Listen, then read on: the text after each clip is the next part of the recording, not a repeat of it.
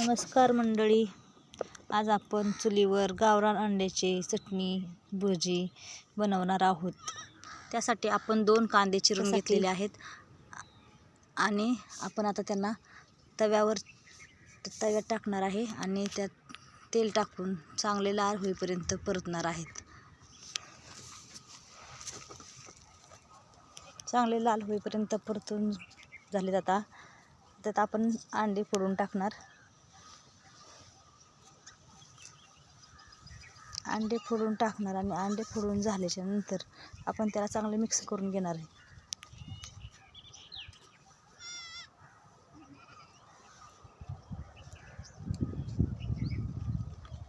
चांगले मिक्स करून पूर्णपणे एकसारखे एकसंध झाले पाहिजेत।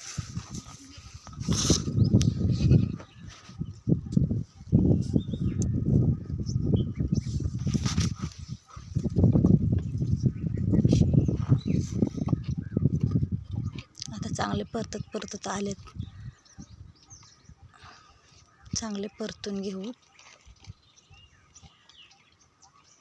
त्यात थोडेसे मीठ टाकून हळद टाकून मिक्स करून घेणार आहोत।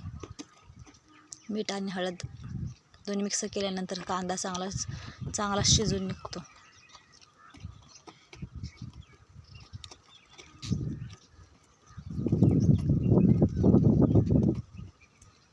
चांगलं हलवून पूर्णपणे एकसारखं करून घ्यायचं। पूर्णपणे एकसारखं करून असे गुलाबने चांगले पूर्ण त्याची चटणी झाली पाहिजे असं करून घ्यायचं। त्यात आता मसाला टाकायचा। हा मसाला आम्ही घरी बनवलेला मसाला आहे आणि थोडासा एव्हरेस्ट मसाला टाकून घ्यायचा, त्याची टेस्ट चांगली येते जरा, त्यामुळं तो पण थोडा टाकला आहे।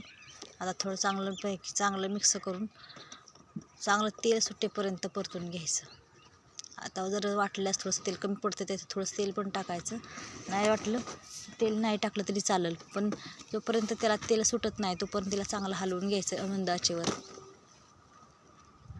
बघा आता ती कशी दिसते, आपण अंडे टाकल्या कशी दिसत होती, आता कशी दिसते, त्यामुळे ह्याला परतून चांगले घ्यायचे।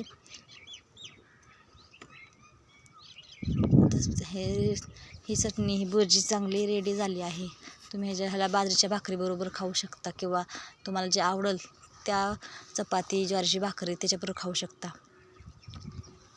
आणि हा व्हिडिओ कसा वाटला तर तुम्ही नक्की सांगा मला, कारण की मी हा पहिलाच व्हिडिओ बनवला आहे, त्यामुळं माझ्याकडून काही चुका झाल्या असतील तरी समजून घ्या आणि हा व्हिडिओ कसा वाटला तो मला नक्की सांगा प्लीज।